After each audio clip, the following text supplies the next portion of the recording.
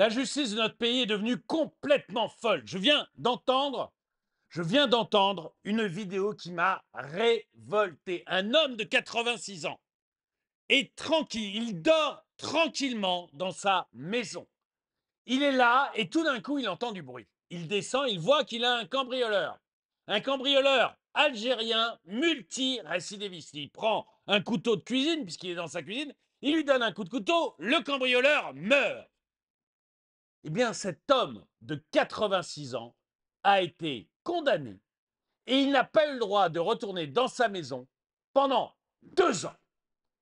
Bonjour et bienvenue dans cette nouvelle vidéo de DME en direct. Comme toujours, si vous n'êtes pas abonné, eh ben, je vous suggère de le faire et de cliquer sur la cloche pour être prévenu lorsque je sors une nouvelle vidéo. Et vous devriez aller dans la boutique DME, le lien est dans la description. Allez dans la boutique DME, vous allez probablement trouver quelque chose qui vous intéresse. Le cas m'a beaucoup intéressé. Vous avez un homme de 86 ans qui est chez lui, tranquillement, et qui ne fait que se défendre. Imaginez à cet âge-là, lorsque vous avez un cambrioleur qui est rentré chez vous. Prenez la première chose qui vous passe sous la main et vous vous défendez. Et la justice vient restreindre la liberté de cette personne à 86 ans. On a une justice qui décide de vous condamner maintenant quand vous défendez. On est chez les dingos. On est chez les dingos. Les juges rouges deviennent un véritable problème. Un monsieur de 86 ans est cambriolé en pleine nuit. Il donne un coup de couteau de cuisine. Il tue le cambrioleur multirécidiviste algérien. L'homme de 86 ans a passé 2 ans avec interdiction judiciaire de retourner dans sa petite maison. Il a dû louer un appartement à côté. Tout va bien dans ce pays. D'une autre affaire aussi dont on a su l'issue il y a quelques années. Pendant 2 ans, un homme de 86 ans qui avait donné un coup de couteau de cuisine qu'il prenait, non pas parce qu'il avait envie de coutailler qui que ce soit, il dormait tranquillement chez lui dans l'Hérault ou dans les Pyrénées-Orientales, et avec son couteau, il avait touché et malheureusement tué un cambrioleur multirécidiviste algérien.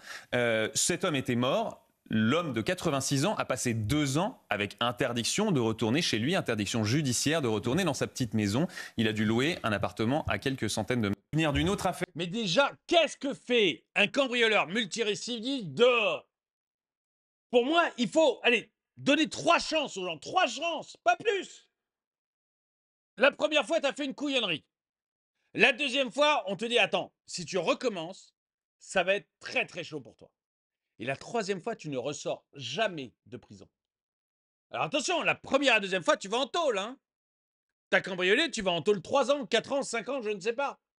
Mais tu vas en tôle. Mais c'est la première fois. La deuxième, on te tape très fort sur les doigts en disant, ok, t'avais pas compris la première. 3 ans, c'était pas assez. Ok, t'en prends 6. On double la peine. Et la troisième, c'est à vie. Mon petit gars, t'es pas capable de comprendre que cambrioler, c'est interdit? On t'a mis 3 ans, t'as pas compris. On t'a mis 6 ans, t'as pas compris. Ok, tu vas y rester toute ta vie. Voilà, parce que tu es un problème pour la société. Dégage! On te retire de la société pour le restant de tes jours. Moi, je n'ai aucune pitié pour ça. Tu peux faire une bêtise. On peut faire une bêtise. Tu en fais 2 déjà, tu mérites une énorme claque. Mais tu en fais 3, tu es irrécupérable. Irrécupérable. Et dans ce cas, terminé. On ne veut plus te voir. On peut te donner le choix entre l'exil, t'ailles faire tes conneries ailleurs, ou la prison à vie. Donc déjà, qu'est-ce qu'un cambrioleur multirécidiviste algérien vient foutre en France? Parce qu'en plus, s'il n'est pas franco-algérien, s'il est que algérien, bah, il n'a rien à foutre en France. Mais là, dès la première connerie, bye bye. Bye bye. T'as été invité, tu suis pas les règles, tu dégages. Et s'il est franco-algérien, de toute manière, s'il est multirécidiviste, c'est en tôle à vie. Enfin, bon, dites-moi si vous trouvez que je suis trop... Hein?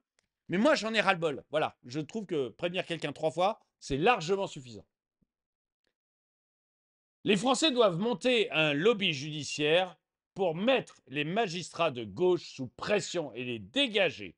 Arrêtez de chialer, agissez avec vos politiciens et élus locaux, imposez le changement, bordel. Mais on ne peut pas parce que la justice est indépendante.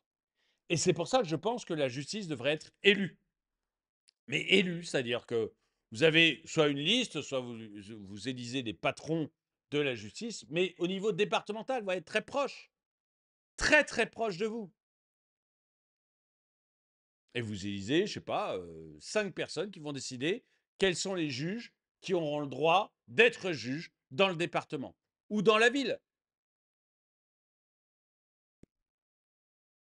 Et à la fin de l'année, vous dites, bon, bah, enfin, à la fin de l'année, vous voyez, au bout du mandat, est-ce qu'on est satisfait de la justice dans notre ville? Est-ce qu'on n'est pas satisfait de la justice dans notre ville? Et vous revotez.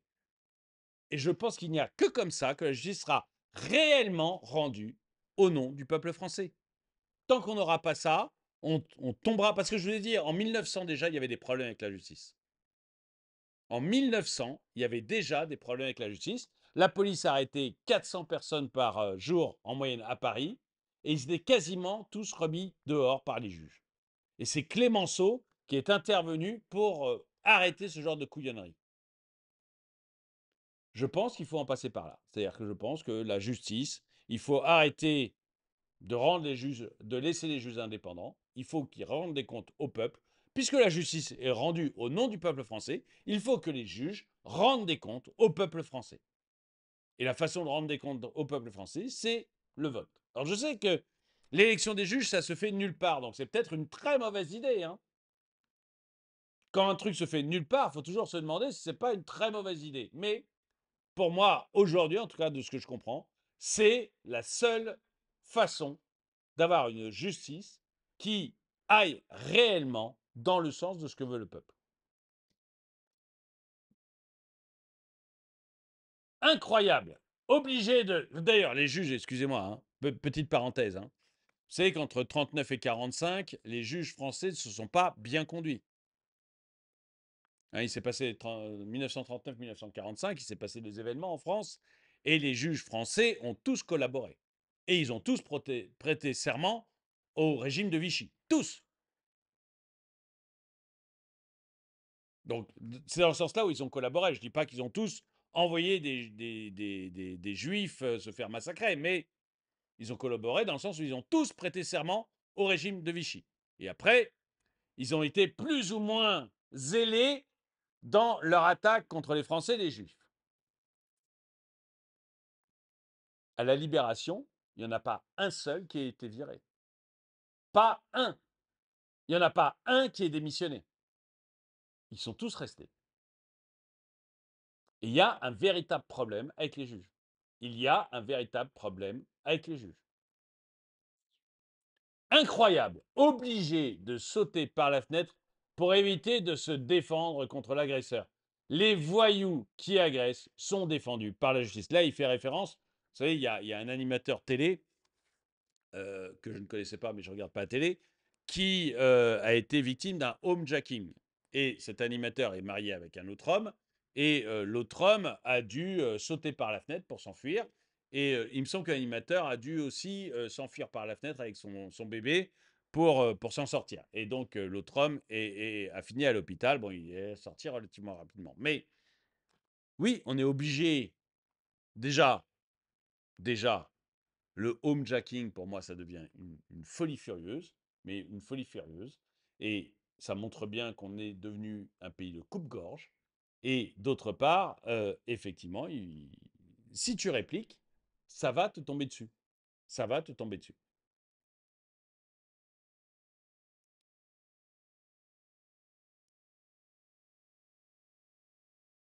Il aurait dû se laisser faire. Il a osé se défendre, car c'est un gros facho d'extrême droite. Selon la loi, il aurait dû d'abord se faire tabasser par le cambrioleur et ensuite attendre son départ pour appeler à l'aide. Ah oui, alors vous savez aussi ce merveilleux truc qu'on a eu. Un cambriolage. Le propriétaire des lieux, il s'avère que c'est un champion de jiu-jitsu, donc il maîtrise le cambrioleur. Il appelle la police. Et le temps que la police arrive, il, il maintient le cambrioleur. La police arrive, arrête le cambrioleur et arrête le champion de jiu-jitsu. Le cambrioleur va être jugé, il ne va rien lui arriver. Le propriétaire qui était cambriolé va être condamné pour avoir empêché son cambrioleur de s'en aller. Écoutez ça, hein, il va être condamné pour avoir empêché le cambrioleur de s'en aller en attendant la police. Il était juste en train d'attendre la police. Eh bien, il a été condamné par la justice et tenez-vous bien, il a dû verser des dommages et intérêts au cambrioleur. On est dans un monde de fous furieux. On est dans un monde de fous furieux avec une justice qui est complètement à côté de ses pompes. C'est impressionnant. Si tu es en pleine campagne, t'appelles pas les flics. Tu l'enterres quelque part. C'est évident, vu la justice corrompue. Vous voyez aussi les fosses à fumier qui peuvent être très bien pour ça. Il viendra un moment où les Français comprendront qu'il ne faudra pas appeler la police dans une situation similaire. Honteux, 86 ans, agressé chez lui, il a osé vouloir se défendre. Vous appelez ça la justice? Quelle honte! Au nom de quoi l'interdiction de rentrer chez lui? Plus de justice en France. Dans ce pays, il faut mourir quand tu te fais attaquer. Sinon, la justice au cul, surtout si tu es un bon Français de souche. Écoutez, dites-moi ce que vous en pensez. Moi, je suis assez d'accord avec tout ça. Ce n'est pas la peine d'en lire des caisses parce qu'ils sont tous sur le même registre et je pense qu'on est tous d'accord en fait. On est absolument tous d'accord. On a une justice qui ne fonctionne plus, mais plus du tout. Et